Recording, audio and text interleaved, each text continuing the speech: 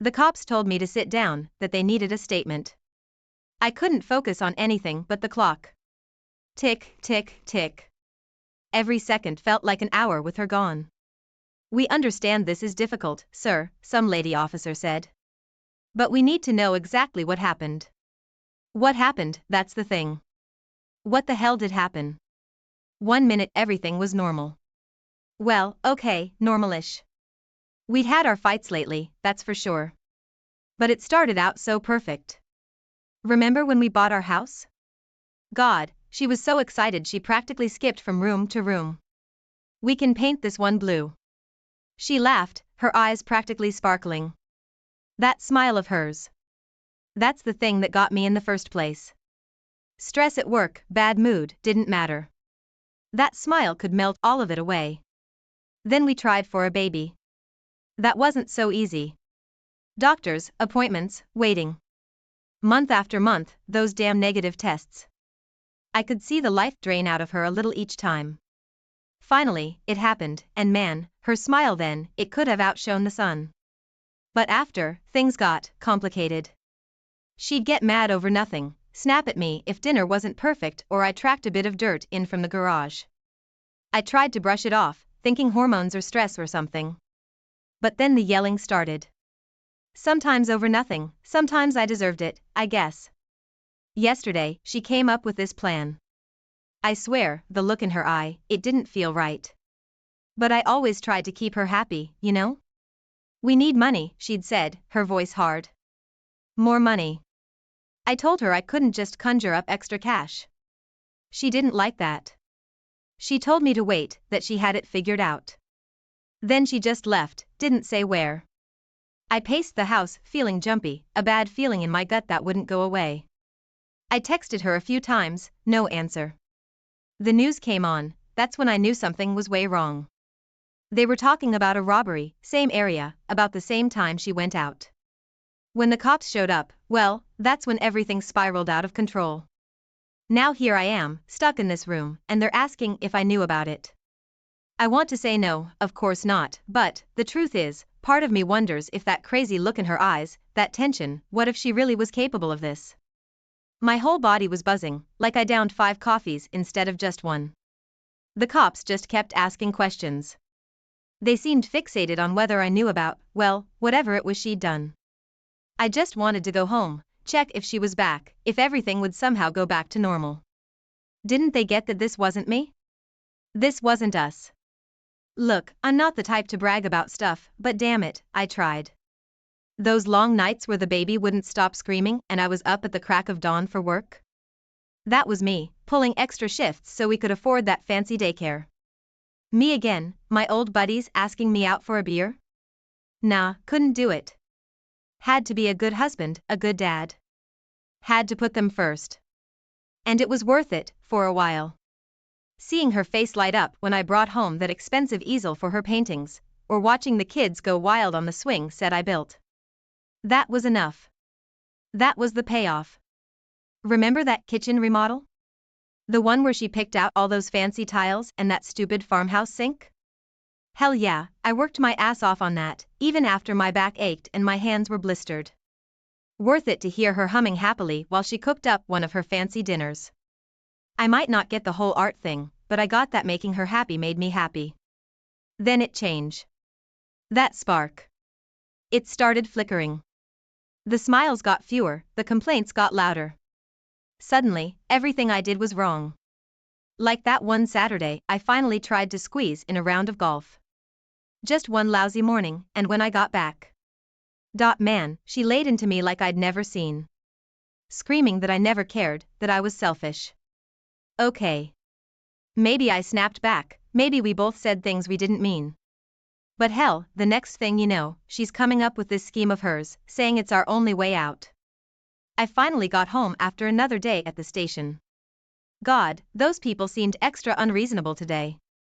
All I wanted was a hot meal, the kids tucked in bed, maybe half an hour of brainless TV before crashing. Just a normal night. But the dinner I'd left warming was still sitting on the counter, barely touched, and the kids were playing way past bedtime. I could hear her laughter coming from upstairs, she was on the phone, probably with one of her artsy friends. It wasn't even a special occasion, just another random night when I came home to a cold house and ignored food. That's when it started, that ache in my chest. I'd always been the kind of guy who brushed things off, who kept his head down and plowed through. But lately, it felt like something was off. Like the kitchen remodel, those fancy tiles she never even complimented, or that birthday present I'd spent way too much on, only to see it tucked away in a drawer a week later. Then there was our anniversary. That stung the most. I'd planned this surprise dinner reservation at that snobby place she always hinted about. But she came home late, some excuse about a client meeting running long, smelling like perfume that wasn't hers. She'd barely even apologized, just shrugged it off and asked what was for dinner. My buddy Dave pulled me aside last week, during our fishing trip. "Hey man, I don't want to but I saw your wife the other day. At lunch, with some guy." He looked uncomfortable, like he expected me to go off the deep end. I just laughed, told him it was probably a client or something and changed the subject. But afterward, I couldn't shake the image. Her, laughing across a table from a dude I've never seen. Those late nights at work started happening more often, all with lame excuses. Unexpected project, or client dinner, stuff like that. Then those business trips popped up, quick overnighters to cities I couldn't place on a map. The doubt in the back of my mind grew bigger each day. I wanted to ask her straight out, but something held me back. Like I didn't want to face whatever the answer might be. The phone, man, that damn phone was glued to her hand. Texting at dinner, texting during the kids' bedtime stories, even texting in the freaking bathroom. I didn't like it, but when I mentioned it, she just rolled her eyes. "It's work stuff, you know how demanding my clients can be." Whatever. Then came this Ashley person. Supposedly a new hire at her firm, some single mom struggling to make ends meet. My wife, bless her heart, felt the need to be her personal savior. "I'm just mentoring her a bit, helping her out with the workload," she'd say. All well and good, except the helping out turned into late-night texts and weekend phone calls. Once, I even overheard her whispering on the porch, voice all soft and sympathetic. When I finally got the nerve to confront her about it, that's when things got weird. "You're being ridiculous," she hissed. Trying to control me, just like always. It was like a switch had flipped. She made me feel bad for even questioning her, like I should be grateful she took time away from her charity work to grace me with her presence. I couldn't sleep right anymore. The worry gnawed at me like rats in the walls.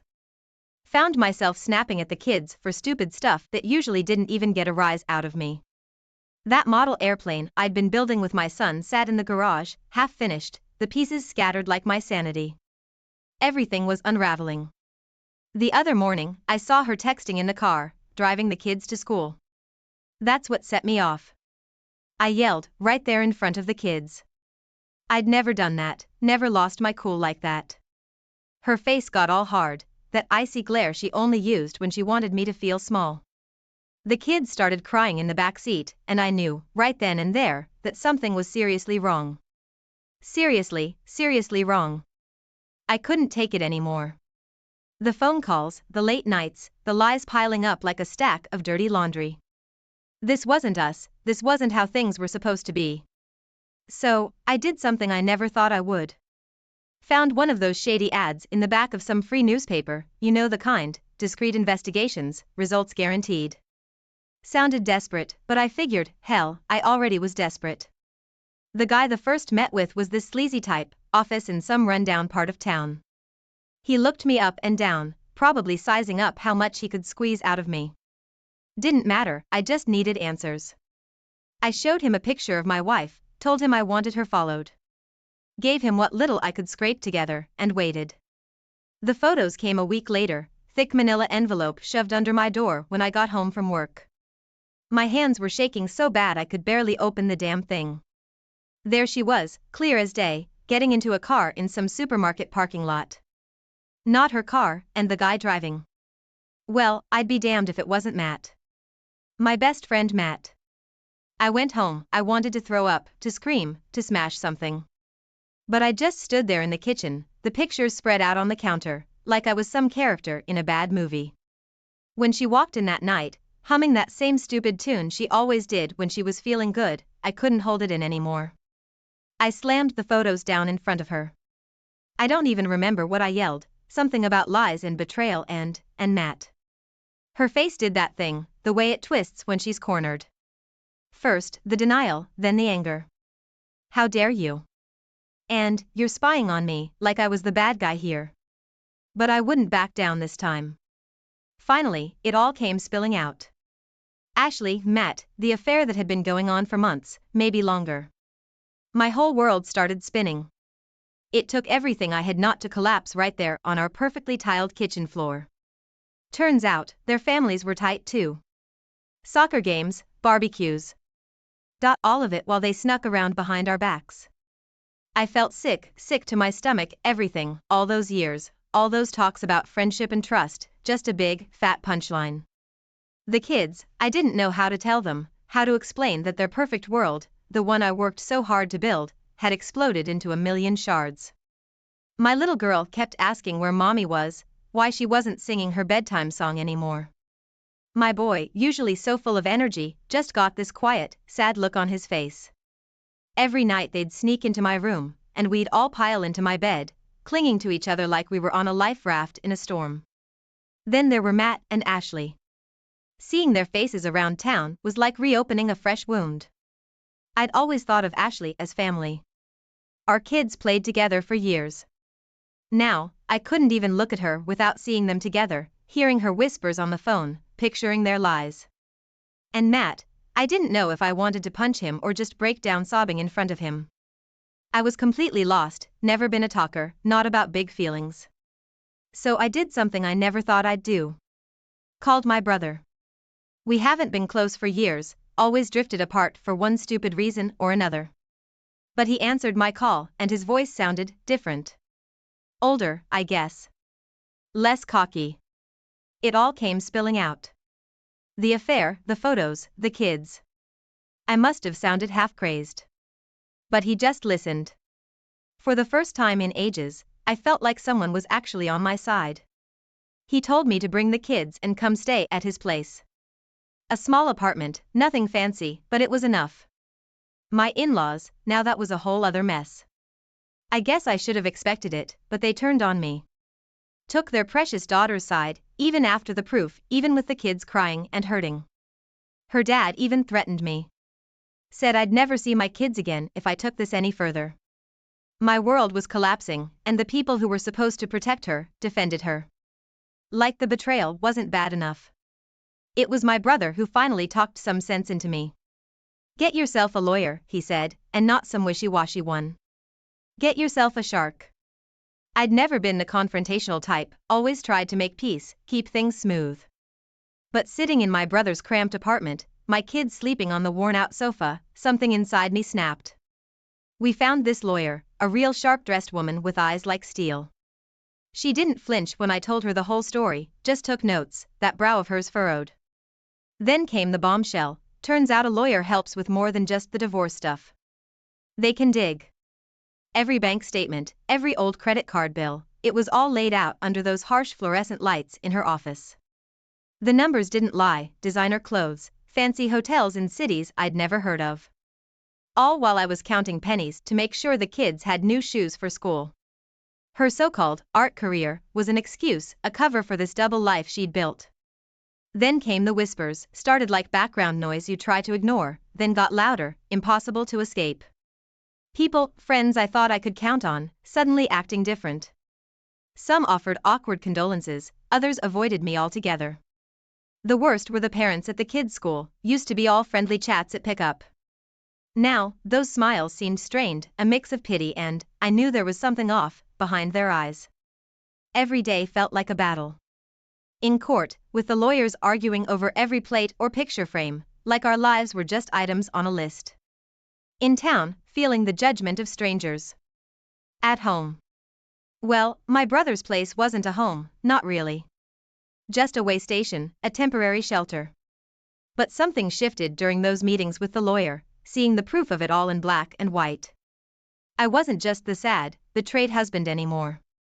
I was angry, damn angry, and that anger, it was fuel. I'd always been a nice guy, but enough was enough. It was time to fight back for what was rightfully mine, for the kids' sake, for my own sanity. My phone buzzed with an unknown number. I almost didn't answer, figuring it was some telemarketer or another lawyer looking for a scrap of this mess. But something made me hesitate. I swiped to answer. "Hello?" I said, voice hoarse from exhaustion. "As this is your name, husband's name?" A woman's voice, timid and familiar, but I couldn't place it. "Yeah, who's this?" That's when it hit me. "Ashley?" I said, the name tasting like bitter acid in my mouth. Turns out, life likes a sick joke. After everything, she was the one who reached out. Said she saw my address listed in the court filings, wanted to talk. Against my better judgment, I agreed. Figured a bit more pain at this point wouldn't kill me. We met at a dingy little coffee shop on the edge of town. She looked different, not the glamorous, put-together Ashley I remembered. This version was pale, eyes red-rimmed, a slump in her shoulders that mirrored my own. Turns out, Matt wasn't the prize she expected either. We talked, awkwardly at first, then the words poured out like we were both desperate to make sense of it all. The lies, the years of deception. She told me things about my wife, things about Matt, that made me want to be sick. And then she apologized, not for what she'd done, but for being part of hurting me, of hurting the kids. Even in mess of her own making, there was a flicker of decency in her. The kids, they're the hardest part. My little boy keeps drawing pictures of our family, the four of us together and smiling. My daughter keeps asking for mommy to read her favorite story, the one about the princess. I'd choke out some excuse, make up promises I can't keep, and hope they're still young enough to believe me. How do you explain the unexplainable to innocent eyes? Last night, after the kids finally slept, I did something I swore I'd never do. I went into the garage and pulled a bottle out from the back of the tool cupboard. I never was a big drinker, a beer after mowing the lawn kind of guy, but lately, I just wanted to feel numb. I sat there on the floor, staring at the framed wedding photo propped up against a half-built workbench. All those promises, that beaming smile, such a damn lie. The rage bubbled up inside me, hot and uncontrollable. I let out a scream, a primal sound I didn't know I was capable of, and hurled the picture against the wall. The shattering glass was like ice water to the face. I collapsed on the floor right there, and I cried.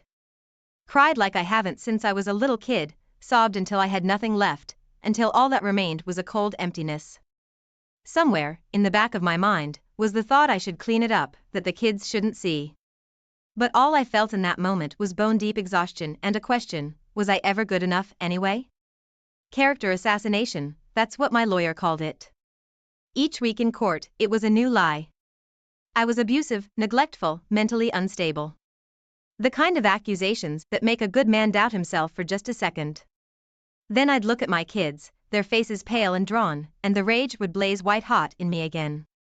She'd turned them into pawns in this vicious game. Coached them, I think. Their once bright eyes that used to light up when they saw me were now weary, filled with questions I couldn't answer, accusations I couldn't fathom. Every visit had a new sting, a new accusation, tearing me apart piece by piece. Funny thing happened though. My sister, who'd always been quiet, barely a voice in our family, changed right before my eyes. She wouldn't stand for it. Started dropping by every morning to help with the kids, her no-nonsense voice cutting through the chaos. Eat your breakfast, she'd tell them, not asking, but not mean either. At night, she'd put on her glasses and go to war with my lawyer, scouring the paperwork with a look that could make a grown man squirm. The trial, it was hell. Having to recount the worst moments of my life for a room full of strangers. Seeing her sitting there, not even looking ashamed, and that loser mad shifting in his seat like a cornered rat.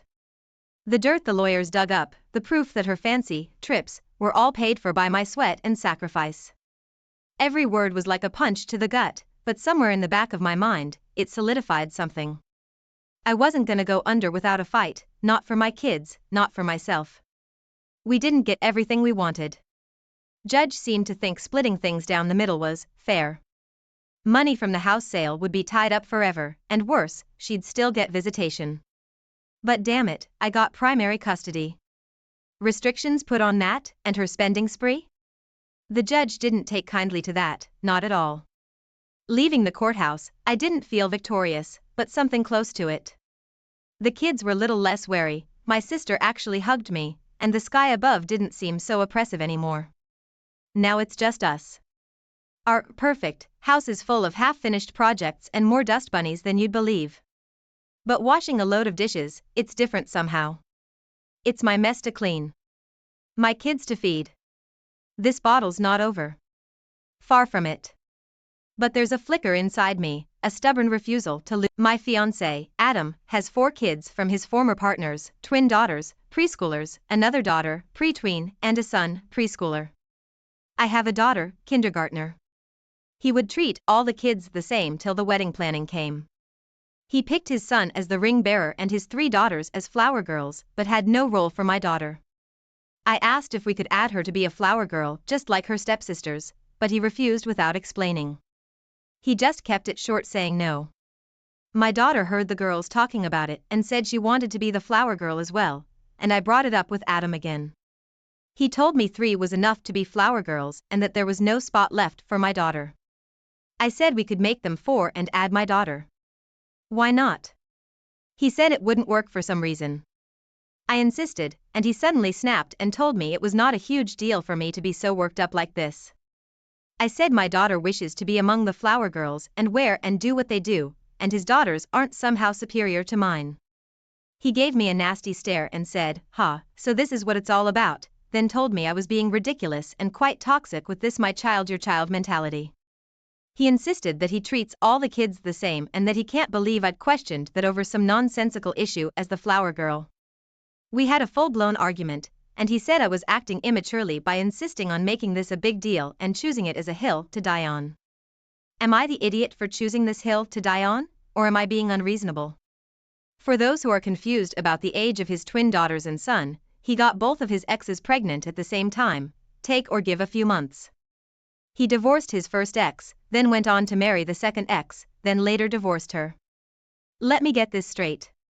In the span of 4 to 5 years, this man has gotten his first wife pregnant, cheated on his first wife, possibly while she was pregnant, got the mistress pregnant, divorced the first wife, married the mistress, divorced the mistress, dated and proposed to you successfully? Busy guy. OP, prepare to be cheated on. He has a pattern. Now he's being mean to your daughter for an unspecified reason. Not the idiot. Die on this hill and reevaluate if he's worth marrying. Seriously, just that small bit of history she shared about him would make me run and is a giant red flag. She definitely shouldn't marry this man.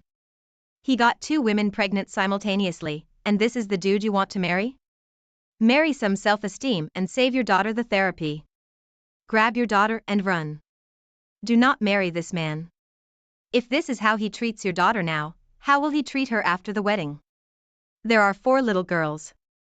If 4 is too many, then there should only be 2, one of his and one of yours. Why should his 3 get to be a part of the wedding, but your only daughter is not? Why do you not have any say in your wedding? Will you have any say in any decisions after the wedding? Yeah, he's showing you who he is, and your daughter will always come second to his kids. And in what world does he get to make all the wedding decisions anyway? Please, for your and your daughter's sake, break this off. How is this not enough for you to blow off the engagement? What would you say if your daughter, as an adult, brought someone like him home as a partner? Hey mom, this is Greg.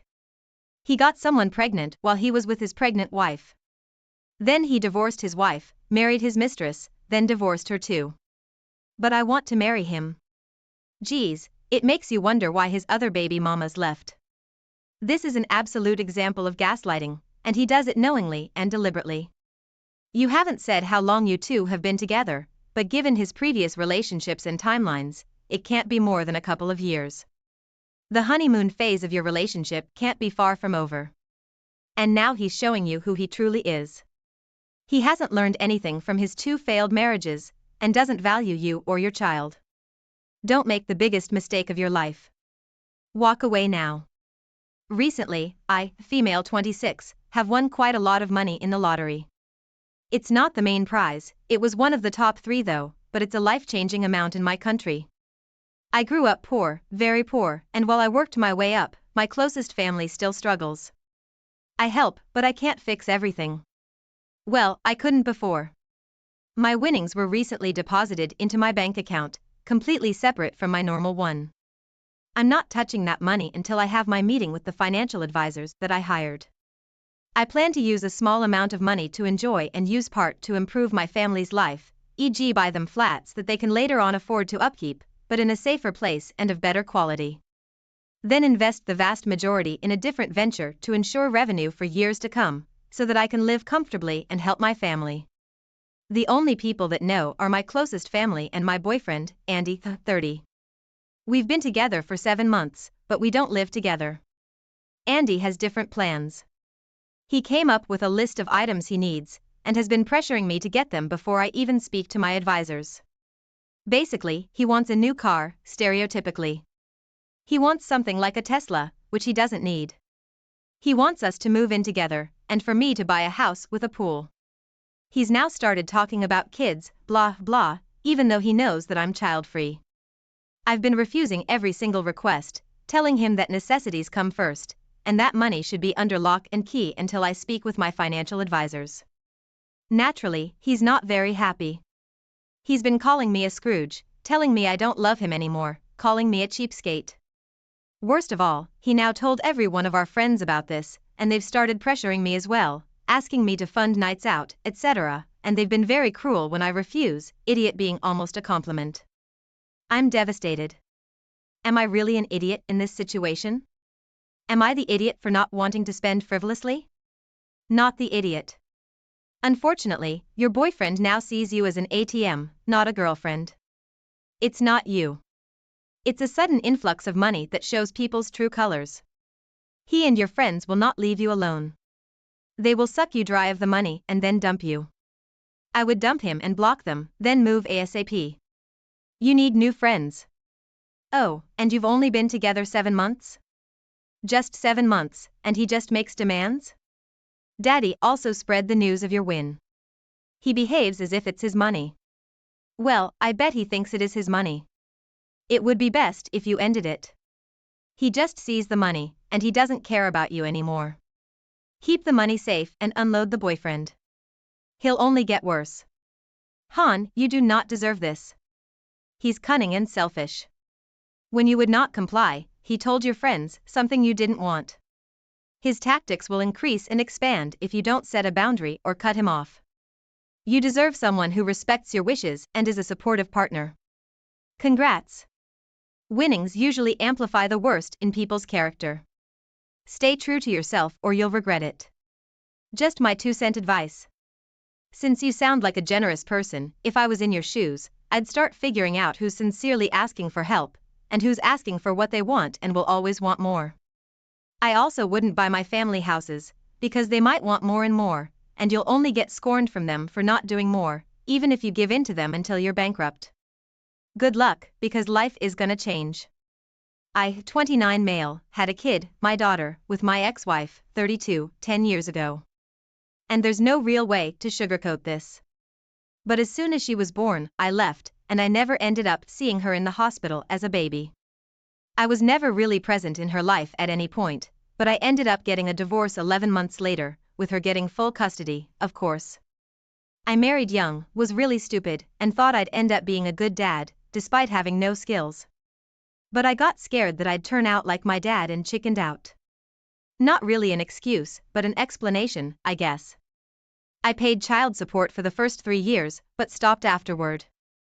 I've been speaking with the girl's mother about reconnecting with her, but she thinks I should stay out of their lives.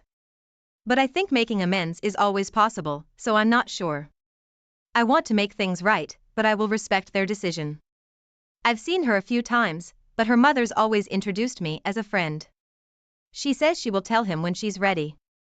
I've been dating a girl, 28, for about 10 months, and I really like her. I think I could see a life for us. And I know that sounds weird, but she's also said the same.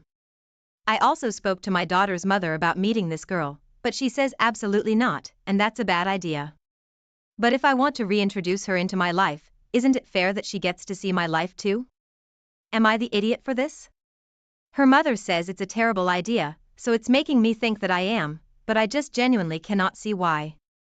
Obviously, I care for this girl, and I will care for her life too, but a relationship has to be two-sided. I don't think it's out of the question to show her my life too. You are the idiot. You're not her father. You are a stranger to your daughter. You paid support for 3 years, which means for 7 years, the mother's been alone even financially. You don't get to walk back in because you have a girlfriend you think you might be with forever. This child isn't a relationship device. She's a human whose life and feelings matter more than you and your selfish desire to make amends.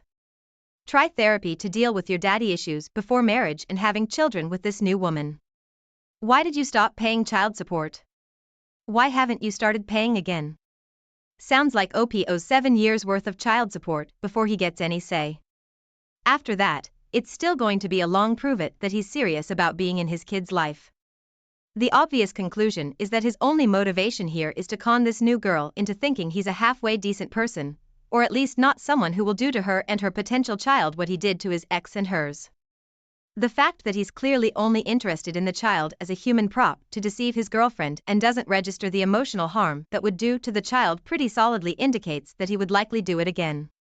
Precisely, he knows she'll eventually find out he has a kid and knows that once she realizes that he ran out on the woman and child as soon as the birth happened and even stopped making payments 3 years in, she'll know what a selfish jerk he is. Your daughter isn't some trophy to show off. I 30 female have a set of triplets. Their father's supposed to get them every other weekend, but he rarely gets them. Maybe once every few months if he has a girlfriend he's trying to impress. So, my daughters are mixed. I'm very particular about how they look most of the time. If we go out in public, I make sure they look good, I make sure their hair is done, and they have very nice dresses. 99% of the time if someone sees my girls, they look magazine-worthy. However, they are toddlers and you just don't put on a pretty dress on them when they go to the park to play. I had taken them to get their pictures made for Christmas and after we went to the park because they deserved a reward for being so good. So, I changed them into some really warm rompers and coats. They also had hats and gloves. They weren't nasty or anything, but playing in dresses in the winter is just a no. They needed warm play clothes. Max called and asked what we were doing and I told him we were headed to the park. He wanted to see the girls so I told him to meet us at the park. I assumed he would be alone and I kind of assumed he wouldn't show up at all because it was very out of character for him. He showed up with a woman and a child. He immediately got angry with me because the girls weren't wearing pretty clothes. They were wearing winter play clothes. He also complained that one of the girls' hair looked a little messy. She's a toddler and messes with her hair, so of course it's messy. Also, she was wearing a winter hat, so you could barely see her hair anyway. I told him no, I wasn't going to put them back in their dresses and I wasn't going to keep fixing her hair just for her to take it down again. It's stressful for her and me. She was happily playing and didn't care at all. Anyway, he was very angry and I'm not sure if I was being the idiot or not. The woman he came with apologized to me for his behavior and I told her not to worry about it. Added to add, he's always been particular about outward appearances. He's always clean-shaven and meticulous about his hair and clothing. Nothing can be even slightly dirty or messy. So, I wasn't that surprised he immediately was upset about their appearances. Not the idiot.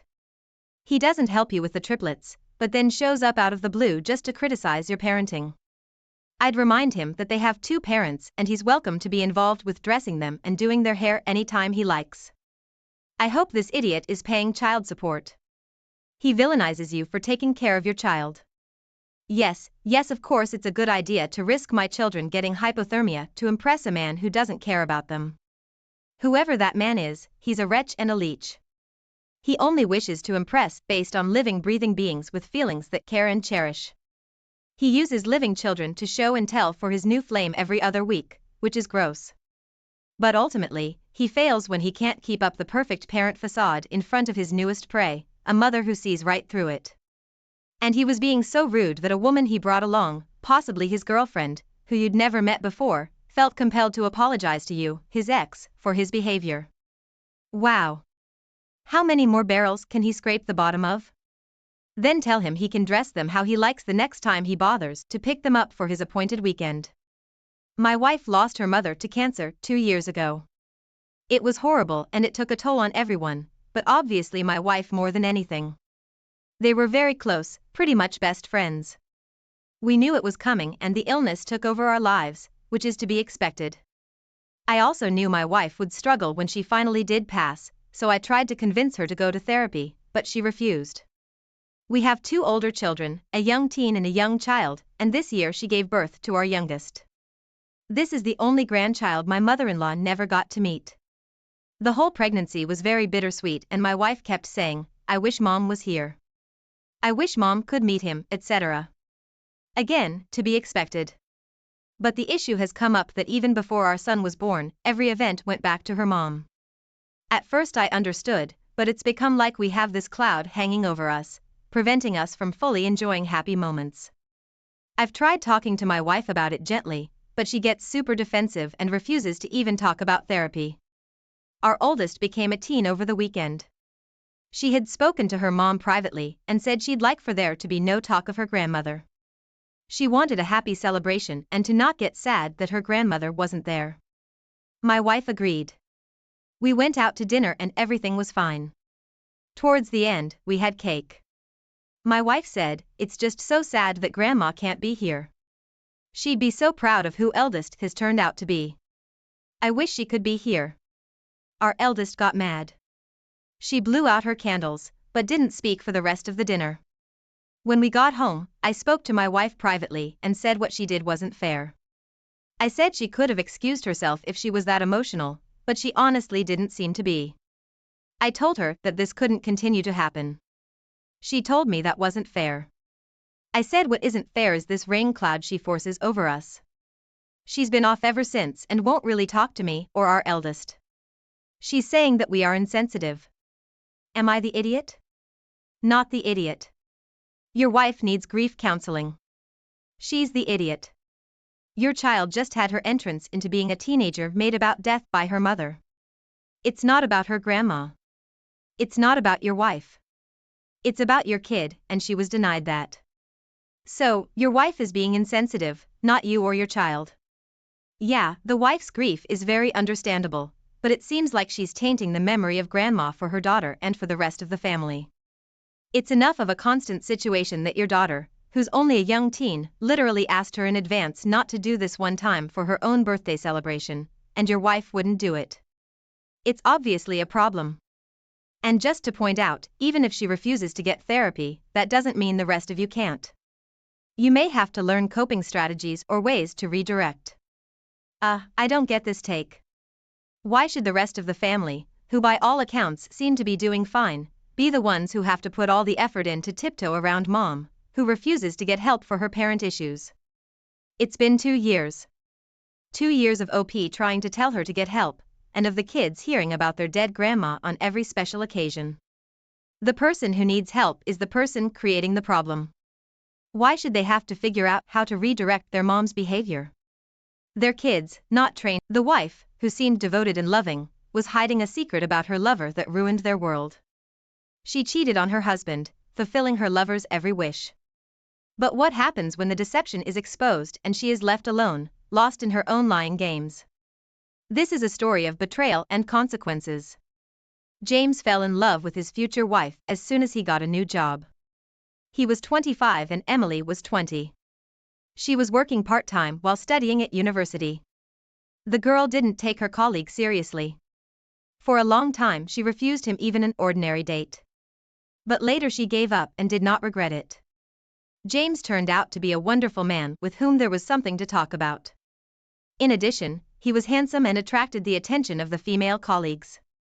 A year later, Emily found out she was pregnant and later they had a beautiful baby girl whom her father adored. Neither of them noticed how 18 years flew by. Ever since Emily was a little girl, they had a friend, Vika, who had been friends since kindergarten. And they managed to carry this friendship through the years into adulthood. Vika had been divorced for a long time. She was raising her son Callie on her own. He had just recently returned from the army and decided to make up for lost time by attending university. James was used to his wife going out with a friend several times a week. Then they went to the gym together. Then to the movies. then just sat at home and drank. When their relationship just started, still young James did not understand why his beloved did not devote all her free time to him. He resented Emily, quietly hated Vika. But over the years he got used to their relationship. Emily joked with her husband, saying that he was just jealous that he had never had such friends and never would. James understood that, to some extent, this was true. Their daughter had left to study in another city right after high school. She had always dreamed of getting out of her small town. And when the opportunity presented itself, she fulfilled that dream. As her daughter grew older, Emily had more time for herself. She always looked good and James contributed to that in every way. He did not spare any money on his beloved. When the child became an adult, Emily started going to the gym for dancing and doing yoga. She visited beauty salons and spas more often than any other woman in her circle. The investment paid off handsomely. For her 40 years, Emily looked very attractive. It was this attractiveness that attracted the attention of Callie, Vicky's son. Emily came to visit them from work earlier than her friend and was greeted by a young man. They were drinking tea and suddenly Callie said, "You are very beautiful," a woman confused. It is one thing to hear such a thing from a husband or from men her own age. But another from a young man who knows a lot about youth and beauty. Emily was very pleased. "Thank you," she replied with a smile. "I remember when I was 14 years old, I like you very much. My first conscious love, you might say," the young man suddenly confessed. Goosebumps ran down Emily's back. Callie's confession made her feel uncomfortable. She felt as if she had become an unwitting witness to someone else's secret. She did not speak with him again. And she could not look him in the eye if she saw him again. She was embarrassed to admit even to herself that after that night, she constantly thought about Callie.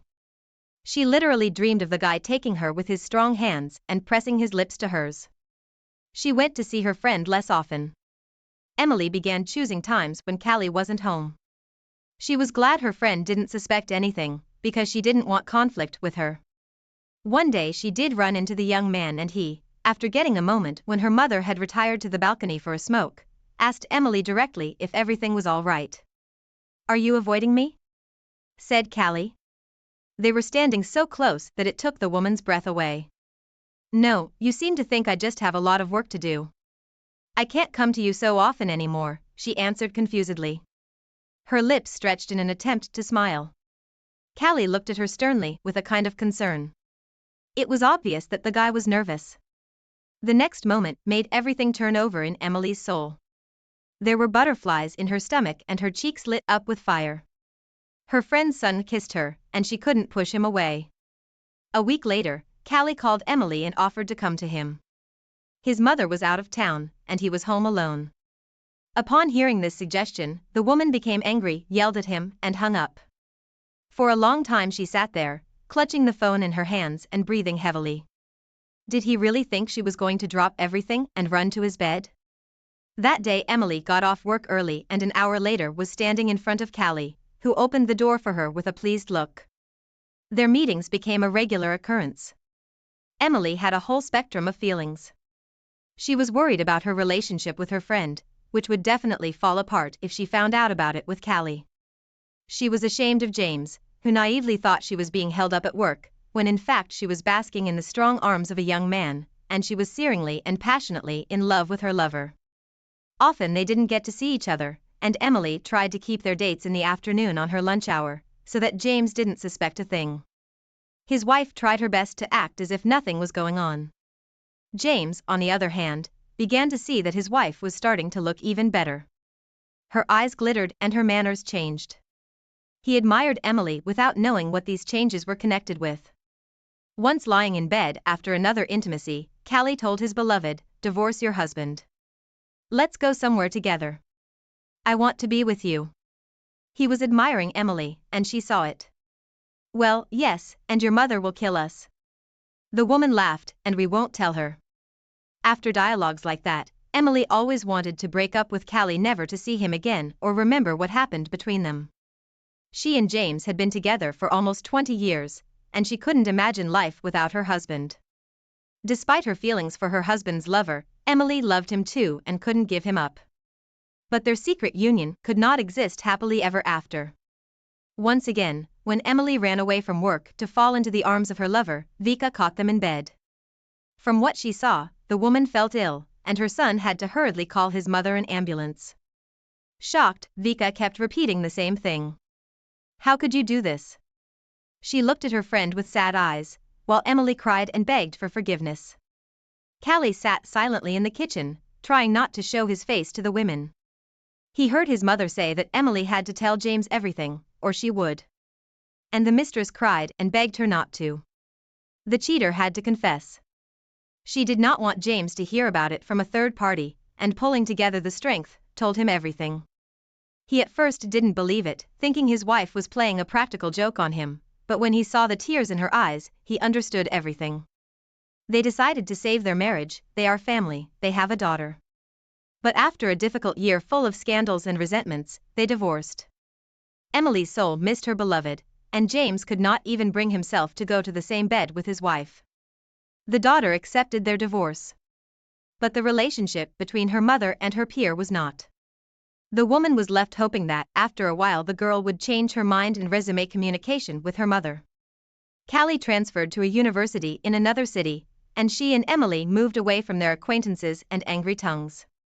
In the shadow of forbidden passions and hidden desires, fate gently wove her formidable net, drawing her into the arms of a dark conspiracy. The wife, surrounded by glittering illusions of her perfect marriage, suddenly plunged into a dangerous game of fate and began to cheat on her husband. But what happens when the curtain rises and the illusions dissipate, leaving her alone, broken and betrayed? In the following stunning tale of betrayal and experience, she will find the strength to rise up, pick up the pieces of her shattered life, and be reborn in all her greatness. Life in the quiet little village is always monotonous. There are no bright impressions, everything seems to go on as if on a rolling basis. The villagers got used to each other a long time ago and have been pairing off since school. There is not much of a choice. They get married, have children, spend their old age, and then marry their children again, and everything goes in a circle. There is no news either, unless someone arranges it for himself. And the main event in my remote village was the sensational news that they will build a new factory. There was a lot of gossip talk. Few people believed in construction, but one summer evening trucks with building materials rumbled past. Machinery rumbled and a construction crew came. It was that day that changed my life forever. We were used to living in the middle of nowhere, in silence and complete peace. My wife, with her emotional and hot-tempered nature, had reconciled herself to the fact that no bright impressions were forthcoming. I did everything a husband should do, earn money, and help in the household. In the village I am a reliable, strong, and hard-working man. She, like a cheerful dragonfly, was not very fond of work. But dreaming was hers. Dreamed of a city, of impressions, travel, and that I was ideal. Even at the beginning of our married life, Annie tried to diversify our life. She was having fun. But I was tired at work and could not reciprocate the mutual merriment. I was afraid to go into the city, in order not to get involved in some interesting story, and also in order to save the family budget. So our family evenings were peaceful and quiet. However, on a quiet summer evening was the beginning of construction, where I saw him. It was the construction foreman who won her heart. I worked from morning till night, was tired, and didn't notice how my spouse was distancing herself. Without realizing it herself, I started going out into the yard more often to do garden work. But that was just the reason. The construction crew, whose foreman was Nikita, was clearly visible from behind a low fence. In the daytime, I would put on a cheeky sundress and go out to the yard to sunbathe and look at Nikita. He couldn't help but notice it. The girl's passion could no longer sit inside. She needed to attract his attention. So she put on short shorts, a top, made a mischievous ponytail on her head, took a hose, and began to water the flowers. The effect was not long in coming. Nikita immediately walked over to the fence and a conversation ensued. Does the construction noise bother you? No, not at all. My wife became embarrassed. I do not pay attention to him. Very sweet, and even coquettishly smiled and made it clear that she was interested in him. It was from that day that something broke in my wife. Deep sighs of regret burst from her chest. I did not understand what was wrong with her. When I asked her questions, she would answer that everything was fine. When I came home from work, I would automatically receive a kiss on the cheek and go to dinner. She understood that she was attracted to Nikita, and she could not overcome this desire. A few days later, Nikita asked E&I to show her where the stores were. She offered to go with him by car. But of course, she was very afraid of the trip. She understood that it was only a pretext, because she saw in Nikita's eyes the same fire of passion that had ignited in herself. But E&I went. When she first drove outside the village, the foreman turned off the car, pulling into the shade of the trees. And there she was, already feeling his hot breath on her neck. And so shy, E&I became bold and passionate, falling into Nikita's arms. And so the 2 summer months passed. When I left for work, my wife would meet Nikita's gaze. And later, they would drive together to the woods, where they would give themselves over to love. She couldn't think about anything else. And I began to notice her coldness and aloofness. Already lying in the arms of this foreman, E&I wondered what to do about it now. How to tell me the truth? Nikita promised to take her to town. He described in every color how they would live together and get married. The summer flew by. Construction was coming to an end, and E&I was making plans to move to the city. She wanted to go somewhere where emotion and fun beckoned to her. And with Nikita by her side, it would be unspeakable happiness. The construction was finished, and it was time for the young slave to return to the city. E&I was waiting for a chance to confess to me, but Nikita stopped her. Sweetheart, I can't take you with me right away. I have some things to take care of, but I'll come and get you. But how can I be here without you? We'll keep in touch, and I'll be back very soon, and we'll leave together. And he left, and E&I stopped sleeping at night. She didn't want to eat anything, didn't want to see anyone, and I saw that and felt that I simply disgusted her. A week went by, but Nikita still didn't call. And then I began to notice that my wife was throwing up in the morning.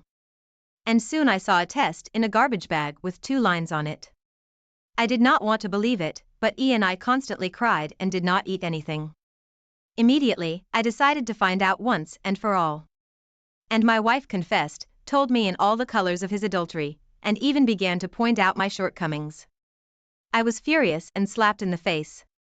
It became clear that the child is not mine, but still did not want to believe in betrayal. But I was possessed by rage. I grabbed my wife and threw her out into the courtyard, threw a few things into her suitcase, followed her, and closed the door. The grief-stricken girl walked down the street, and the fellow villagers looked after her.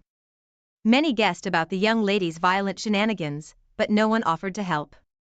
Waiting for the bus, E&I went into town. She did not know Nikita's address, but she knew the name of a construction firm. She arrived in the city late at night and had to spend the night at the train station. In the morning, E&I went in search of her beloved. She found the firm fairly quickly. Nikita was there. He was surprised to see her, took her outside and led her away from the building. He was very angry. Why did you come here? I came to see you. You promised that we would. I'm married. I have a family and a life of my own. With you, I was only having fun. But we're having a baby. I don't want it. Get an abortion, or tell your husband it's his baby. He kicked me out. He knows everything.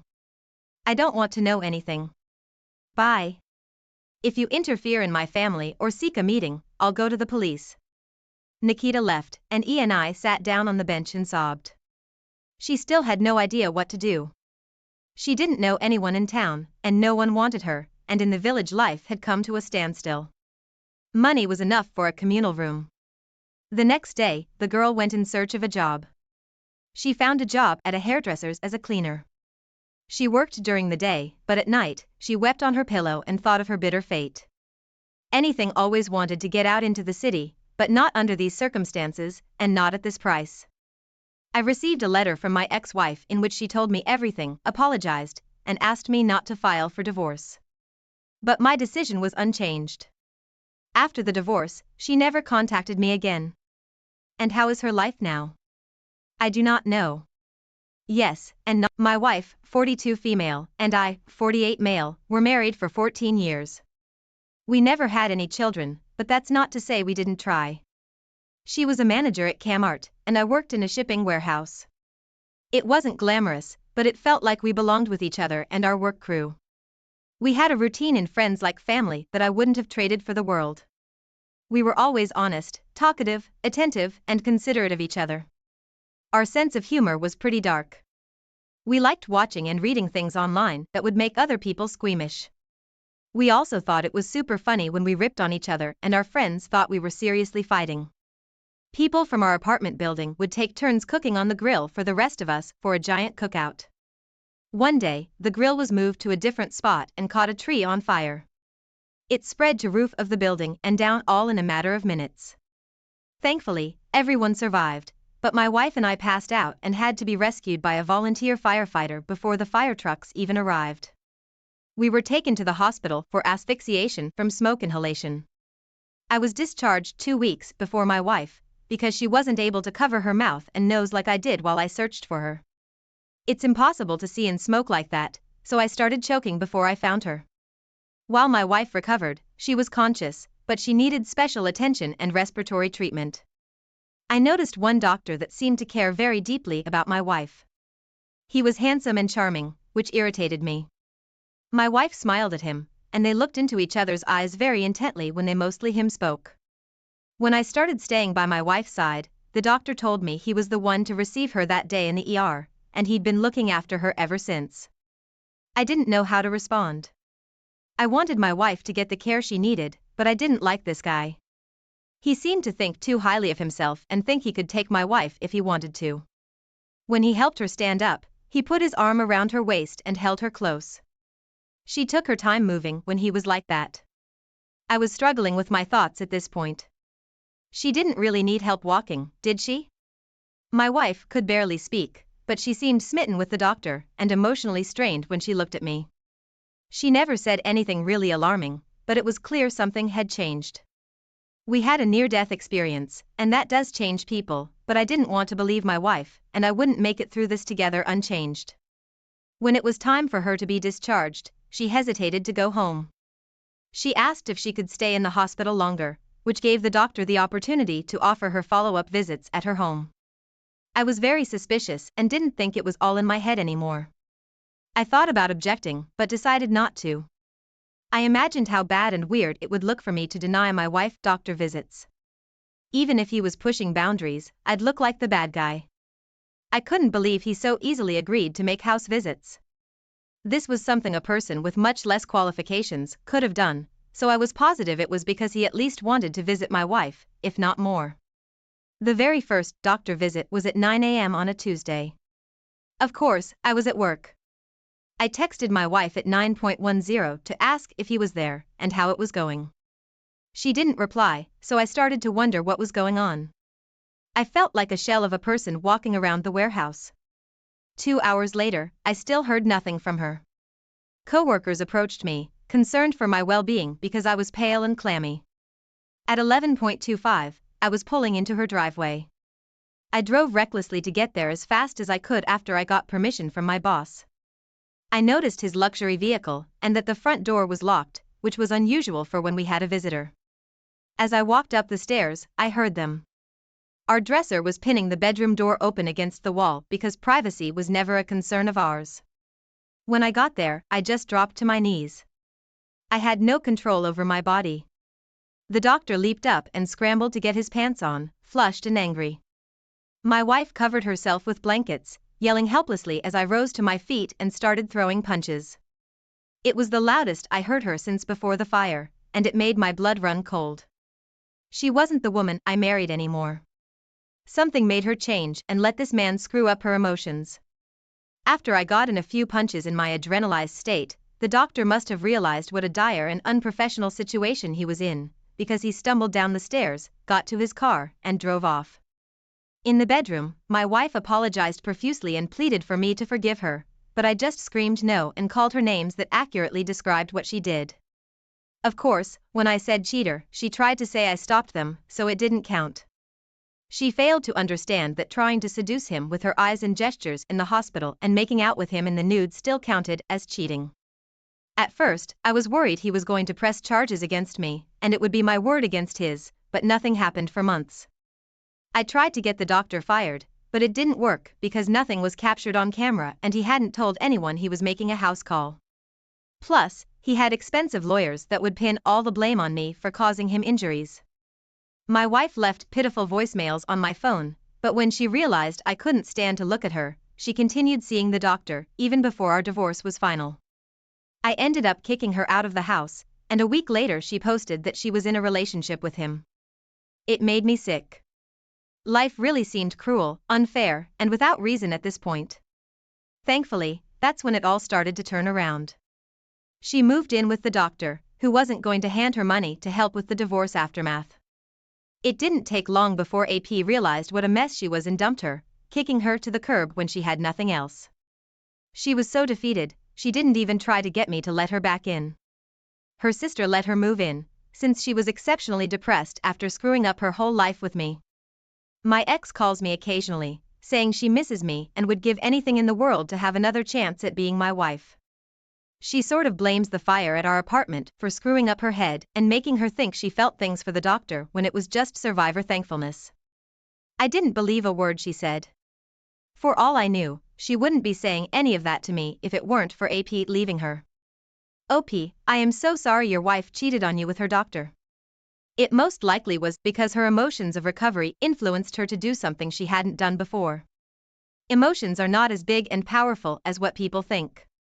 With maturity, practice, and self-control, anyone can manage their emotions and do what's right. If denying the temptation bothers them that much, they should wait 72 hours after rejoining their spouse before deciding to talk to them about it.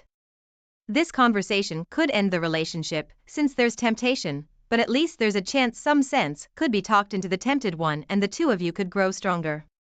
You did the right thing by separating from her after stopping them. That's the only way to get a clear head and realize you're going to be okay without that person in your life. It takes strength and courage to part from people that have hurt us, but it is better to stand on your own for a while than with a traitor. Thanks for sharing with us. Now let's move on to our next story for the day. At the time of this story, my wife was 26 and I was 25. We were getting along fine, married for 3 years, together for 6. Ironically, one of the things that attracted me to her the most was her maturity. She usually thought through any big life decisions very carefully. Like what college she went to, haircuts she tried, and most importantly, when she wanted to have kids. Her parents raised her to think things through, but they were never very good with money. Her grandmother was the one to put her through college. So in her 3rd year of marriage, we had debt from my schooling and some of hers, and she still hadn't landed a job in her field. What she was working wasn't paying well at all, so a lot of the strain was on me. I could tell she felt bad, but I didn't know she was about to make a big decision without talking to me first. She decided to sell her car and met a potential buyer on a Monday while I was at work. He was very excited about it, but he couldn't drive it home until the weekend. So to reserve it, he paid her in full cash. She gave him a bill of sale, dated, signed, and notarized. However, she continued driving the car, and I didn't realize she'd sold it. She mentioned over dinner that she really loved her car, and then she broke down into tears. That's when she explained it all to me and added that she'd spent half of his cash on our bills and debt payments. I was pretty upset with her, and I told her she'd probably have to sell her car to him since we couldn't pay him back his money. Her face was deflated but accepted facts. She screwed up by selling a car she loved and needed, but she had to follow through now. I was at work on Saturday when my wife said the buyer was coming to get the car. She didn't respond to me while he was there, so that made me worry. I checked the live feed of our security camera out front. I only saw a guy, crew cut, standing in the driveway with the cars, but I rewound it a little and saw that the buyer had arrived with a crew cut to help drive the cars home. When my wife talked to him, it seemed like she was giving him bad news. He waved his arms around and rubbed his head like she was stressing him out. Just when it looked like he was threatening to sue her, she got him to quiet down and lean close to her so she could whisper something. She didn't know the camera didn't record audio. Instantly, his face softened and he smiled. He looked so surprised and happy with whatever she said. He glanced at the camera as my wife took him by the hand and led him around to the back of the house where we didn't have cameras. Crew cut just waited awkwardly in the driveway for several minutes. I was already driving home, furious. By the time I got there, the men and their car were gone. My wife's car was still there. She greeted me warmly as if everything was fine until she saw the anger in my eyes. I shoved past her to the backyard where I searched our patio furniture for any signs of foul play. Stuff looked moved around, but I couldn't find anything. I looked across the yard and noticed that our neighbor had a backyard camera that covered our yard too. I knocked on their door and after hearing my story, they invited me in and recovered the footage for me.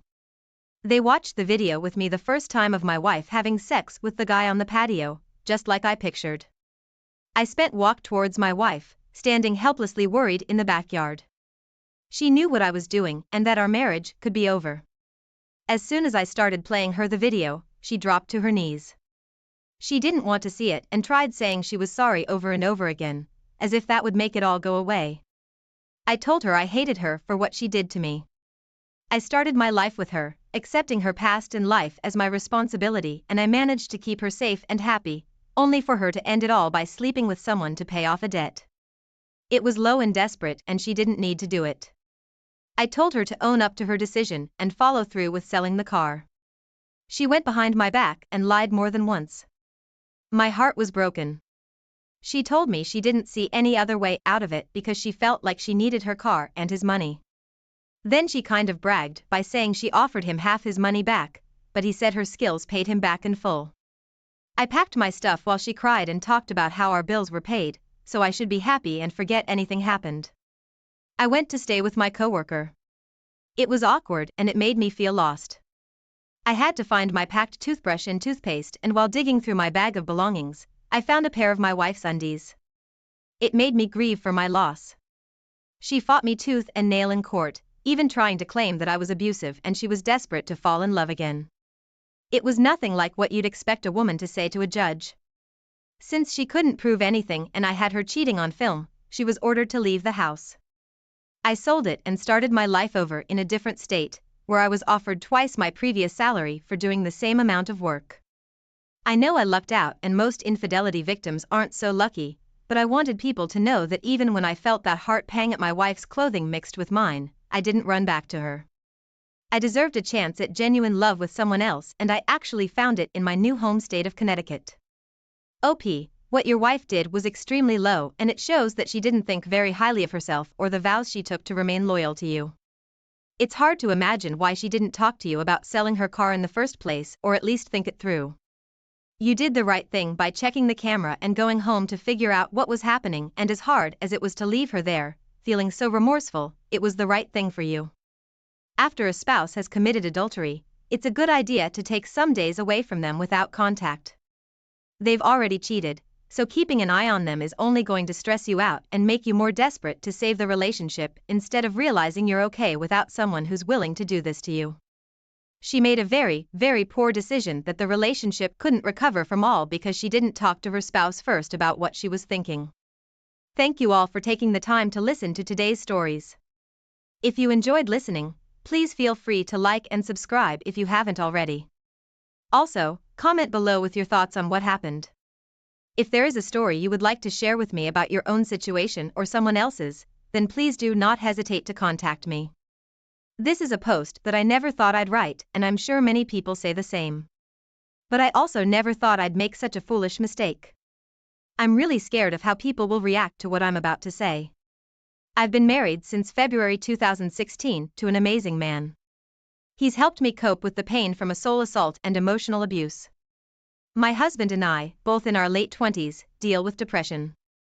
Our marriage isn't perfect and we've faced some tough times, especially because of our mental health struggles. I've taken him for granted, and I realize now that I needed to work on our marriage and myself long before what happened in the past month. The person I had an affair with was a school friend, someone I've known since I was 11 years old. He was a year ahead of me in school and we were part of the same group of friends. We never dated, and after I changed schools after high school, we lost touch. About a year or so later, he reappeared in my life, which seemed to be a recurring pattern. We chatted and sometimes went for drives, but then he went off to university and disappeared again. We remained friends on social media throughout all this time. Then, during my third year of university, I was diagnosed with anxiety and prescribed medication. I ended up reaching out to him because I always felt like I was to blame for his occasional disappearances. During my third year, he became the person I would call in the early hours of the morning when I was struggling. We got close and he offered to come and visit me, which I eagerly accepted because I was single and he claimed to be as well. He came to stay with me, and we ended up sharing the same bed. He saw me undressed and also engaged in acts of soul nature, except I was incredibly uncomfortable, and apart from kissing I kept saying no, but I was young and very stupid back then, and he got me with the very emotional story of his ex-girlfriend going through pregnancy removal. We never had sex as I stood my ground, and then the next day he left telling me he was going away on a work trip for 7 weeks and wouldn't be able to contact me, and naive me bought it. He took around 3 months to get back in contact and I lost it, flipped out via text and told him to never contact me again. I was a 22-year-old university student at the time, and looking back, I can admit that I was incredibly naive. I had very little self-respect and I didn't have many expectations for myself or others. Since then, I've grown and matured a lot, but back then, naive is the best way to describe me. Perhaps I was unconsciously willing to overlook certain things, but I genuinely had no idea that this guy had a girlfriend at the time. In fact, he explicitly told me that he was single. I should add that this was in 2014. I moved on and met my husband, and everything was going well. I had no contact with the guy from my past and started realizing the negative experiences he had put me through. Then, I decided to tell my husband about this guy and others I had been involved with. My husband, understanding my struggles with depression, asked me to block these guys and ensure they couldn't contact me. Over the years, we've been working on resolving my issues related to relationships and intimacy. I'm even on the waiting list for intensive counseling to focus on these areas. All seemed to be going fine until the end of September when my grandmother passed away. For some reason, I posted about it on Twitter and my affair partner reached out to me through private messages, expressing his condolences since he had lost his grandmother the previous year. Instead of being sensible and discussing this with my husband right away, I responded and things quickly spiraled out of control. We exchanged messages in which he told me I was the most amazing person he had ever met, how beautiful I was, and that he had always loved me. I made another significant mistake by apologizing for pushing him away, even though I hadn't, and expressing regret for not being better. I don't remember the exact words, but I've discussed most of it with my husband when he found out. My next big mistake was sending inappropriate photos to AP. He kept assuring me that he was there for me and that I could talk to him about anything. He seemed so glad that I was back in his life. During this time, things were getting worse with my husband. We were arguing more and I was becoming increasingly protective of my phone. I should mention that, as a way to help me with my mental health, my husband keeps an eye on my daily phone usage. I've had days where I would spend hours on my phone, neglecting my well-being and our marriage. My affair partner and I started meeting up and having physical affair during this period. I knew my husband often checked my phone, so I went out of my way to delete incriminating conversations and photos. About a few months later, my husband came to say goodnight and picked up my phone. He instantly asked, "Who's this?" That's when everything came crashing down and I got caught. I got caught because I was enjoying the attention and was happy to have this person back in my life, so I didn't go to my husband and tell him. I told him that our relationship was just emotional and the text conversation didn't reveal anything physical, so he wasn't aware to what the extent of the physical relationship, and I omitted the detail about having physical affair as I didn't want to hurt him. He told me it would have been much less hurtful if I had come to him at any point, and I truly wish I had. Honestly, I do. Initially, I got defensive and started blaming him, but since then, I have fully accepted all responsibility. I've told him as much as I can remember. However, I did leave out some details, such as the inappropriate photos I sent and how many times we were intimate. I did this to protect him from getting hurt. I want to be clear that I'm not trying to justify or make excuses for my actions. My husband didn't deserve what I did, and I still can't believe I may have jeopardized my marriage. He's really upset and I'm not sure if he's going to leave me. As soon as my husband found out, I took immediate action. I deleted all access to AP, cutting all ties, and removed the social media accounts he used to contact me. My husband called AP right away and AP quickly shifted blame onto me, saying it was all my fault. While I am definitely at fault, AP didn't take responsibility for his part even though his messages showed otherwise. Initially, he made my husband believe it was solely my fault. I understand that my actions have consequences and I have indeed harmed my marriage. I agree that this way of thinking needs to change, but I'm uncertain about how to stop it. I don't want to solely blame him because he didn't force me to respond and he didn't make me send those photos. Those were decisions I made on my own and I deeply regret them. I think I'm just really angry with him. I recently found out that back then when I was 22 and, in the university, he lied about being in a relationship, so I believe he took advantage of me. It was a time when I was completely single and in a very vulnerable state and I thought he was a friend I could trust. I don't think I'm any different from him now, but this happened 4 years ago, before I even knew my husband and he told me he was single. Knowing now that was all a lie doesn't surprise me at all. I was naive and it took me years to realize that he had actually manipulated me. I agree that I accepted stuff that people with higher respect and confidence wouldn't accept. Although, part of my soul abuse was a very serious case of having my drink spiked, which is a 17 to 18-year-old I didn't know to look out for, so yes, I am angry at myself, angry that I let myself be used and put into dangerous situations that still hurt me and impact my marriage. As for the second time I slept with him, I was married to my husband. Absolutely, I am the sole party responsible and you're right nowhere, and the vows didn't say that, and it makes me feel sick that I caved at that and that I gave him the opportunity. I should have mentioned earlier that my affair partner has a girlfriend whom he lives with. My affair partner really went to great lengths to hide everything.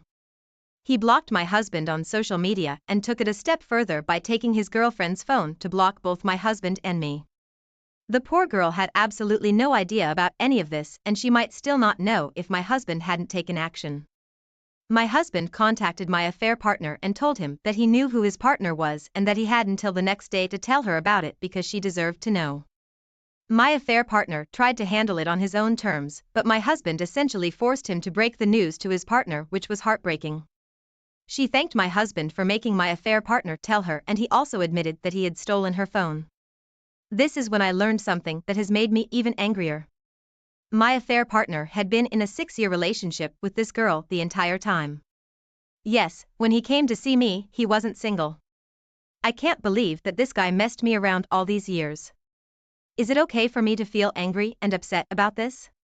I'm deeply in love with my husband and I will forever be sorry for what I've done. Right now, it feels like our marriage is on shaky ground because he feels betrayed by my actions.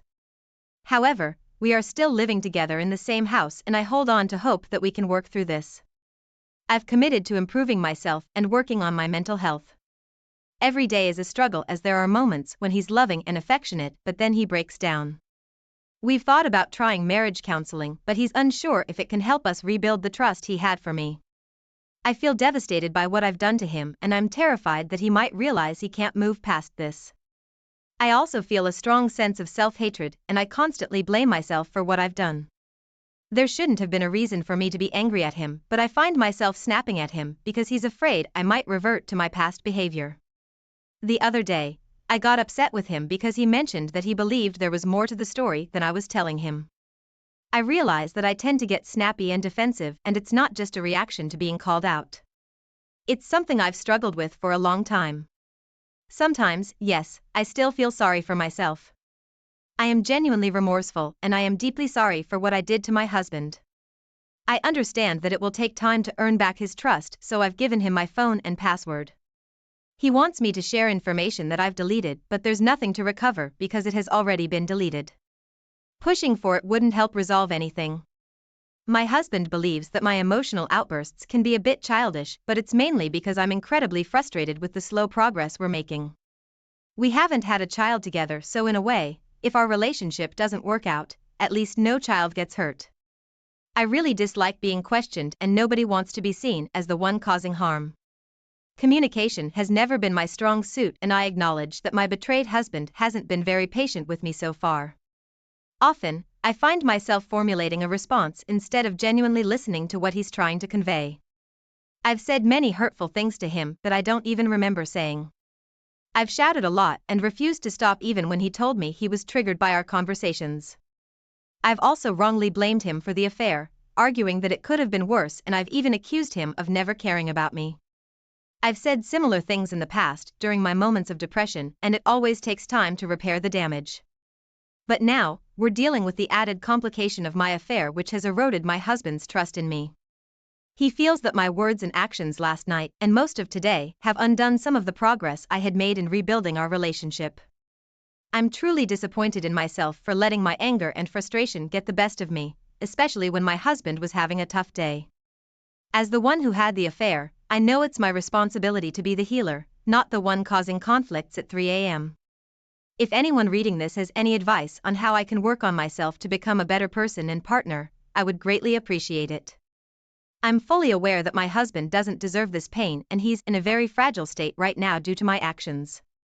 Did anyone else have a difficult time in the first few weeks after D-Day, which was about 2 weeks ago? Update: one evening, there was a knock on our door and a process server handed me divorce papers. This came as a shock because we were considering reconciling. A few hours later, he returned home and I confronted him for not personally giving me the papers. He revealed that he had recovered all the deleted messages from my phone and had seen everything. I tried explaining that I hadn't tried to hide anything. I deleted the messages to protect his mental well-being. He also told me that he didn't need to police me anymore and that he had spoken to his therapist, who allegedly said I was a burden on him. I doubted whether his therapist had really said that, and I thought he was being a coward by not taking responsibility for his actions. He claimed he could no longer trust me, even though that wasn't what he had been saying a few nights ago. I reminded him that we had agreed to work on our marriage, but he denied it and went ahead to file for divorce. He said he had barely slept more than 3 hours a night for the past 2 weeks since he found out about the affair and it was affecting his job. I told him that if he had agreed to marriage counseling, he might not be facing these issues now. I understand that the affair was my fault, but I feel like he didn't make an effort to work on our marriage. I'm really devastated right now because I don't know how I can go on without him. He has supported me with my mental health, sometimes at his own expense, and I truly feel abandoned. I'm hoping he might change his mind about the divorce. In the meantime, I'm looking deep within myself to understand the reasons behind my choices and to work on myself so I won't seek external attention from someone else to validate my self-worth, which ultimately cost me my marriage. It's a challenging and lengthy journey, but it's one I must undertake if I ever hope to